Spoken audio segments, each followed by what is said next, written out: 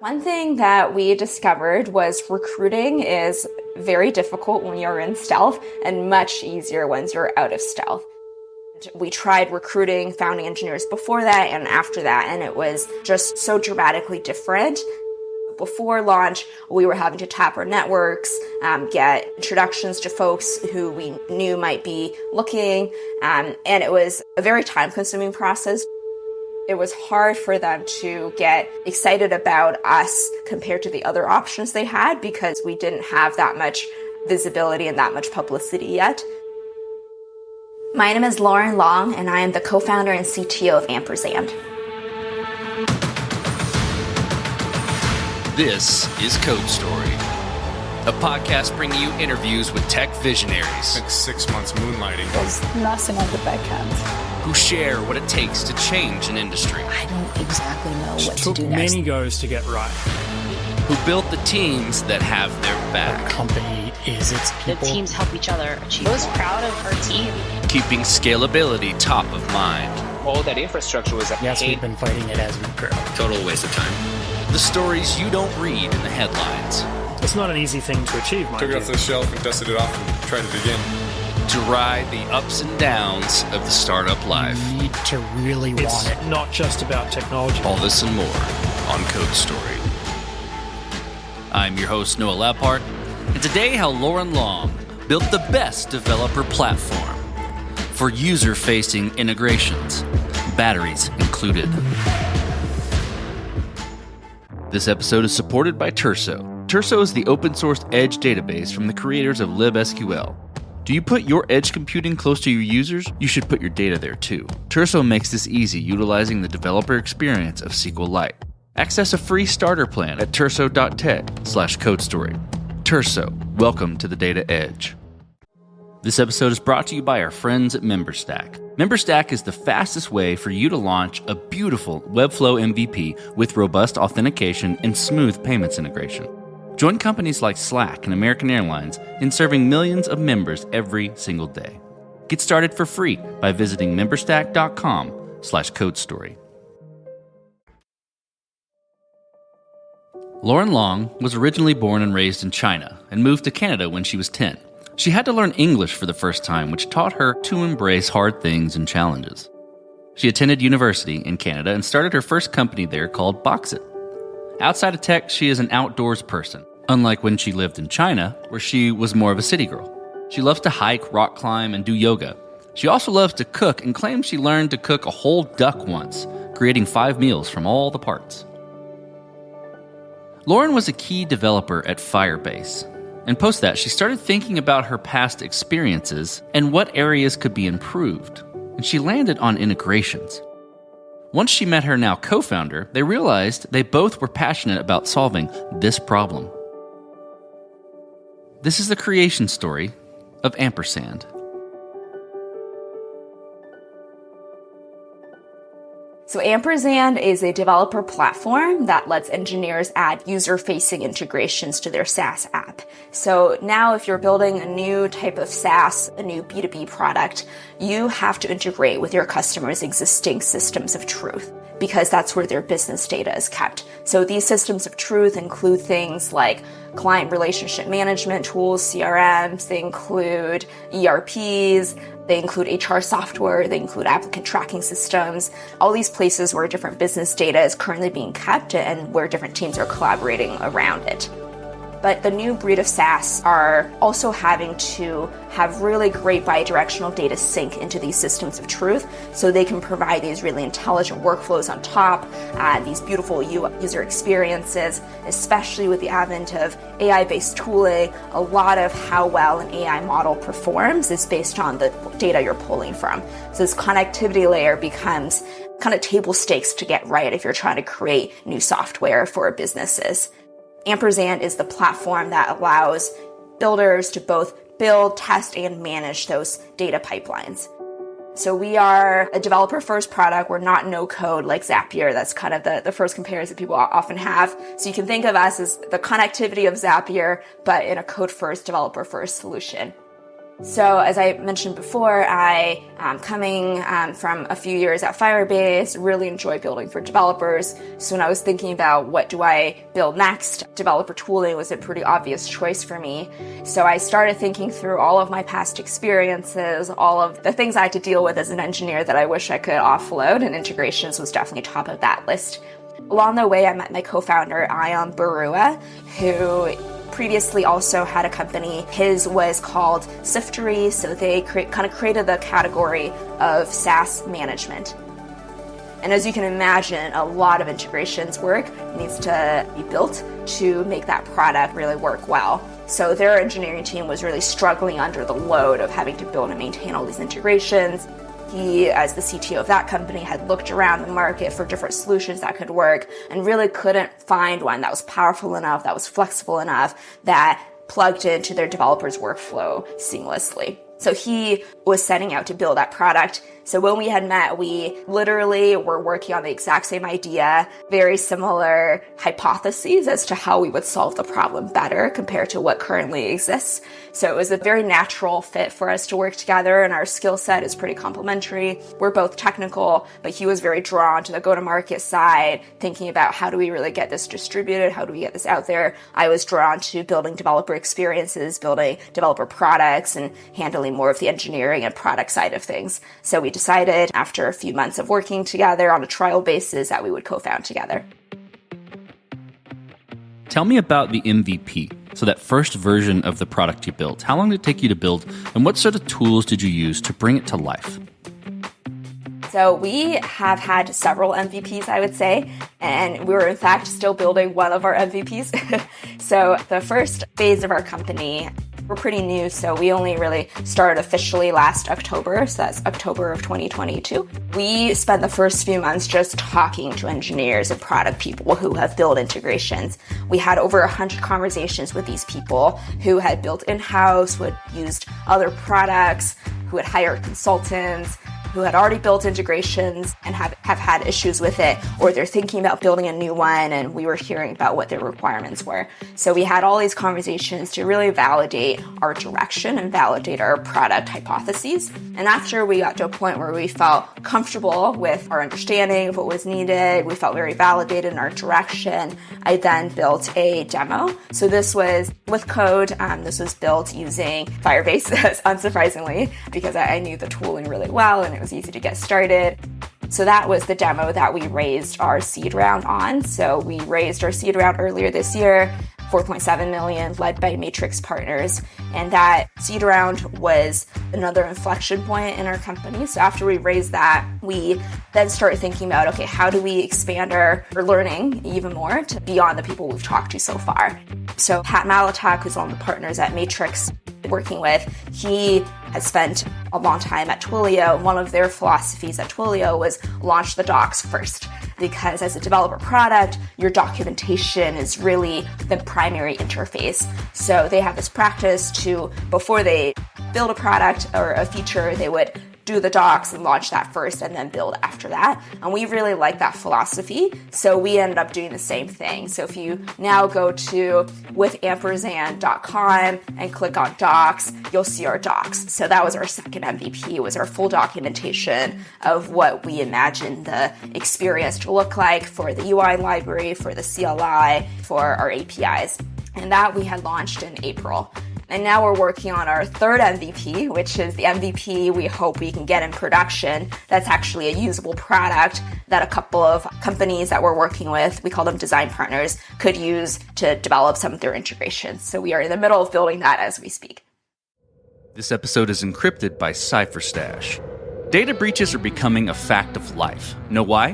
One of the reasons is because developers lack the right tooling to get the job done, i.e. encryption at rest tools are complex and inadequate.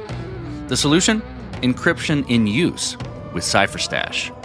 CipherStash uses searchable encryption in use technology, providing continuous and universal protection for sensitive data. With CipherStash, you can turn your existing database into a vault, utilizing zero trust key management, SQL native, and with no code. Though encryption is complicated, CipherStash is easy to use. The tool fully supports SQL via a drop-in driver replacement, supporting the query types you know and love today. And did we mention it's fast? For queries over 100 million records, you can expect additional overhead of less than 1 millisecond. It's a no-brainer. Get started by reviewing their docs or downloading sample projects in Rails or Node plus Sequelize today. Visit cypherstash.com/codestory and get started protecting your data. This episode is supported by Treble. This day and age, APIs are a fact of life. And as such, product and engineering teams need tooling that is lightweight, real-time, and data-rich to help them ship and maintain APIs faster. That's where Treble comes in. Treble is an all-in-one platform for the entire API lifecycle. The product offers world-class monitoring and observability, providing more than 40 data points for each request, enabling you to understand everything from performance to user behavior. Dashboards help connecting your entire team for lifecycle collaboration. Documentation is automatically generated, saving massive amounts of time for your development team with every new release. And setting up Treble? Super easy and fast. In 3 simple steps, you can be up and running with their platform. Their pricing is designed to support API teams of all sizes. So get started with Treble today and automate your API ops. Did I mention they have a free forever plan? Find out more by visiting treble.com/codestory. That's TRBLLE.com/codestory. Let's move forward a little bit. How are you planning to continue to progress the product? Right, I hear you're working on your third MVP. How are you going to mature it? And I think maybe less about like what is the next thing, but more about how are you building your roadmap? How are you going about deciding, okay, this is the next most important thing to build with Ampersand? In the full picture of time, our product will be very complex because we are handling reading data, writing data, subscribing to event changes. We're handling building, test environment management, telemetry. So there's a lot to be built, and we definitely can't do it all before we go live because we want to be live with a customer as soon as possible in order to get that learning. So we really have to figure out what the scoping is of the MVP, and having docs out means we're able to have those types of scoping conversations. So with some of the design partners we're working with, we're asking them to read the docs, and then we work with them to come up with the initial spec. The core artifact that our product uses is a YAML file where all the integrations are defined. You can think of it as a Terraform for integrations. That is our file, the configuration file, where our builder is defining the integrations they want, the type of data they're trying to read, write, and subscribe to, various configuration knobs they're exposing to their end users, and how they want the data to be moved to their app. So that's the primary file they're defining. So we just work with them to collaborate on what that file looks like. And once that's done, then this is how we got to build. Because of these things you've defined that you want, we need to now build the backend to support it. So that's how we're going through that exercise. Okay, let's switch to team then. I know it's early days, but how have you built or how are you going about building your team? And what do you look for in those people to indicate that they are the winning horses to join you? We have just welcomed our first 2 founding engineers. We're super excited. They're still fairly early working with us, but it's already been really positive. They've been a great addition to the team. We are hiring 2 more, so we are in the middle of that process with a couple of candidates. And what we're looking for is many things at the same time. So on the technical side, I'll talk about that first. We are looking for folks who have had at least a couple of years of experience working as engineers. As an early stage company, we don't yet have the structure set up to mentor junior engineers yet, and my time is divided, so I don't necessarily have time to fully mentor someone and give them the attention that they deserve. So that's like number 1. We do have a kind of minimum 4-ish years of experience is what we've been looking for. And then number 2 is we are looking for folks who are excited to join an early stage startup. So there are folks we've talked to who are great, but they're expanding their search to everything from startups to public companies to banks. And those types of folks, I think they'll likely not have the best experience if they join an early stage startup because it will be more chaotic than a bigger company. The work will be sometimes harder than at a big company, and we, at least on the cash comp, can't pay as competitively. So those folks we tend not to focus on either. And the people we're really trying to bring on are people who are actually looking to join an early stage. They're looking for the experience of building from the ground up. They're excited by making a large impact on a product that hopefully will grow really big one day. They want to be a part of that genesis story. They want to be a part of that founding story. And folks who are very product focused. So as an early stage company, people are wearing multiple hats. Especially as a developer tooling company, we really value engineers who can also step back and think about, would I use this? How would I want this to work? And what are the decisions I can make on the engineering and product side that will make this a really delightful product for users? So we're looking for that type of product-minded quality also. This episode was automatically optimized by Cast. If you run cloud-native software on AWS, Google Cloud, or Azure, you know how out of hand the bill can get. This uncertainty hurts your business, but you can solve it with Cast AI. Cast AI automates cloud cost, performance, and security management for hundreds of companies of all sizes. The platform's customers begin saving immediately and cut an average of over 60%. So before you go and sign a multi-year contract with a cloud provider or lay people off, check out what Cast AI can do for you. To get you saving even faster, Cast AI is offering a free cloud cost audit with a personal consultation. Visit cast.ai/codestory to get started. This episode is supported by Terso. Terso is the open source edge database from the creators of libSQL, the popular fork of SQLite. If you put your edge computing close to your users, like with Netlify or Vercel edge functions or Cloudflare workers, you should put your data there too, in order to maximize performance gains at the edge. Terso makes it easy, with a developer experience of SQLite and a distributed database you can replicate much closer to your users than traditional database offerings in the cloud. Terso's lightweight, easy to use, and free to get started. The team at Terso is offering a generous starter plan specifically for CodeStory listeners. Head over to terso.tech/CodeStory and get started today. That's TURSO.tech/CodeStory. Terso, welcome to the Data Edge. So let's talk about scalability. And this will be interesting because it's all over the map, the answers I get. So did you build this with scale in mind or to scale efficiently from day one? Or are you fighting this as you grow and gain traction in any sort of capacity? That's a great question.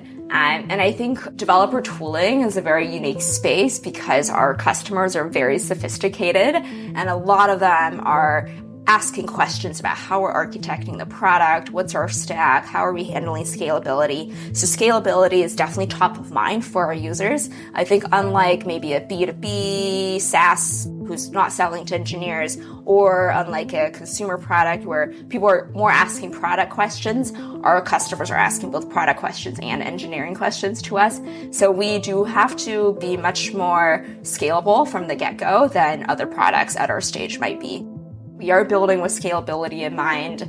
That being said, we are thinking kind of 2 to 3 years out of scalability. We're not thinking 5, 6 years out at this moment, but we are building our product and choosing tools that will allow us to later tackle the 5 to 10 year scalability challenges and without needing full rewrite or a full migration. So we are building with scalability in mind, but with a time horizon that makes sense for our stage.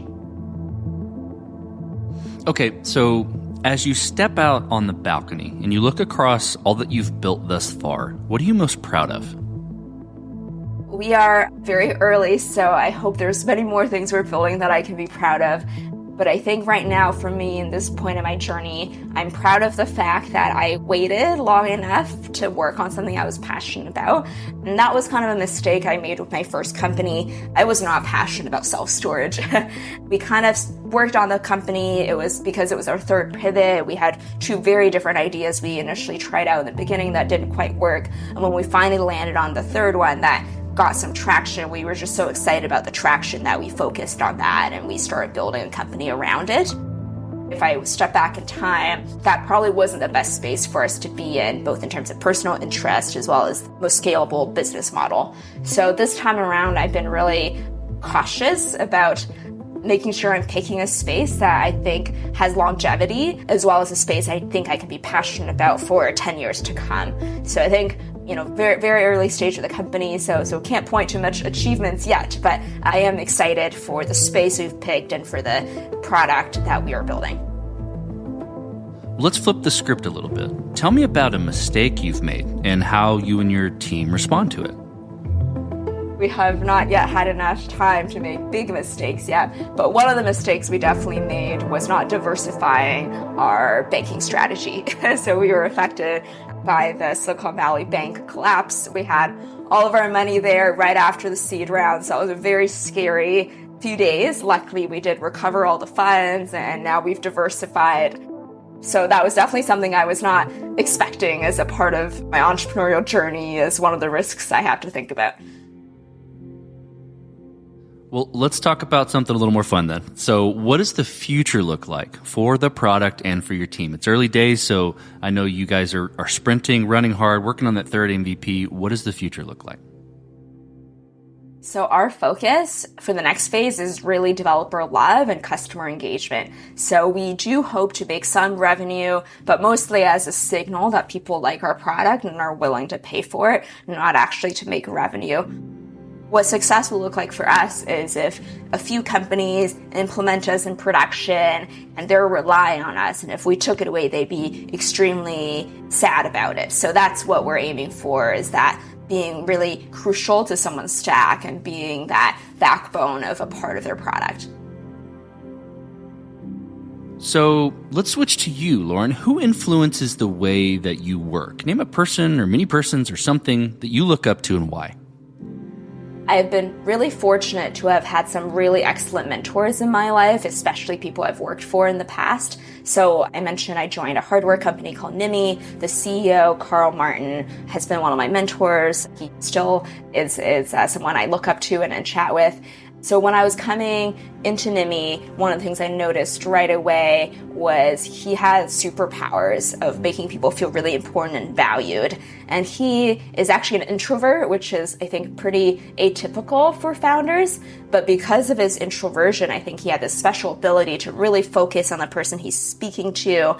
He'll be someone who would be at a mixer and he'll literally talk to a single person the whole night, which is very unusual. But after that person he was talking to feel like $1 million and have this deep connection with him and, would be happy to help him at any time in the future. So he was able to make those types of very deep connections. So that was really influential for me. I definitely try to emulate that when I am recruiting, when I am with my new team members. I'm trying to make sure I'm really personally investing in their journey. Another person that's really influenced me is someone that was an advisor to my first company, BoxIt. His name is Mike Murchison. He's now the CEO and co-founder of Ada, which is a unicorn company in the customer support space.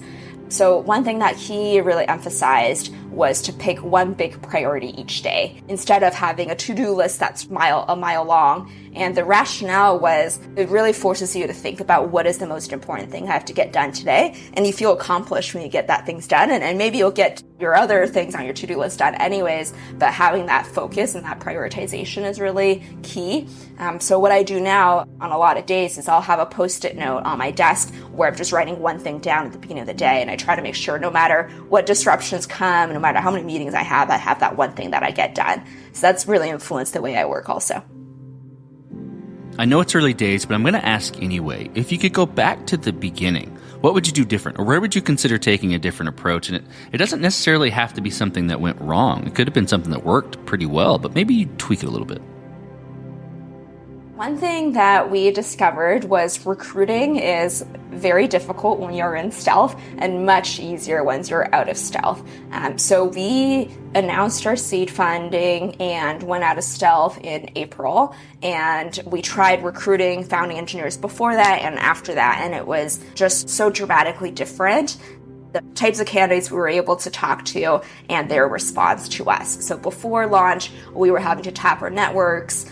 get introductions to folks who we knew might be looking. And it was a very time-consuming process doing sourcing like that. And also a lot of the folks we did bring on, it was hard for them to get excited about us compared to the other options they had because we didn't have that much visibility and that much publicity yet. So we weren't able to close any candidates before our coming out of stealth. And afterwards, it was a very different story. We were able to chat with many more candidates. A lot of them have self-selected to be really interested in early stage startups, or really interested in developer tooling. We're able to have really high quality product conversations with them because we already have our docs online, so they can already get a really good sense of what we're building and where we're heading, and we were able to close those candidates.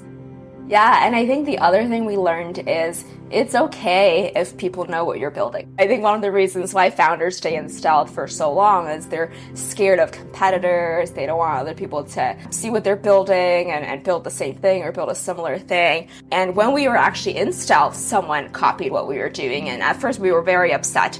And then later we realized actually it's okay. And they ended up pivoting in a slightly different direction anyways. After coming out of stealth, I'm sure there's people building competitors as we speak right now, but I don't think that's really going to affect our business. I think a quote that I had heard before, I forget who said it, was most startups die by suicide, not murder. So it's really just focusing on our own execution and how we're building the product that matters, not really being focused on who else is doing the same thing. So I think coming out of stealth was much less scary than we thought it was going to be, and we're really happy we did it. Okay, last question, Lauren. So you're getting on a plane and you're sitting next to a young entrepreneur who's built the next big thing. They're jazzed about it. They can't wait to show it off to the world. Can't wait to show it off to you right there on the plane. What advice do you give that person, having gone down this road a bit multiple times?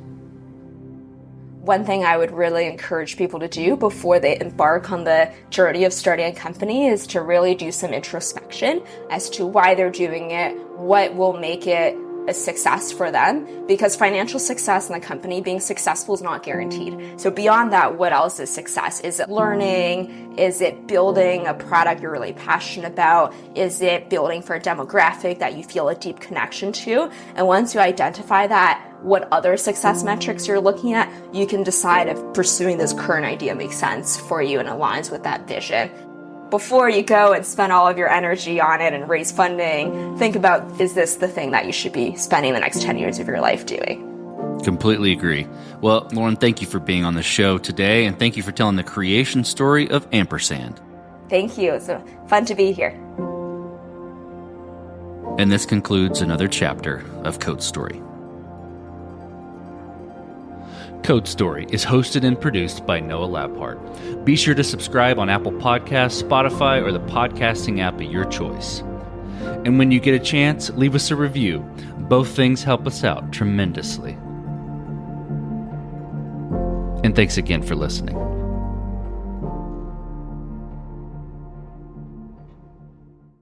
You just realized your business needed to hire someone yesterday.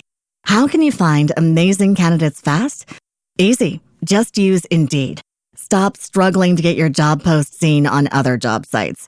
With Indeed sponsored jobs, your post jumps to the top of the page for your relevant candidates, so you can reach the people you want faster. According to Indeed data, sponsored jobs posted directly on Indeed have 45% more applications than non-sponsored jobs. Don't wait any longer. Speed up your hiring right now with Indeed.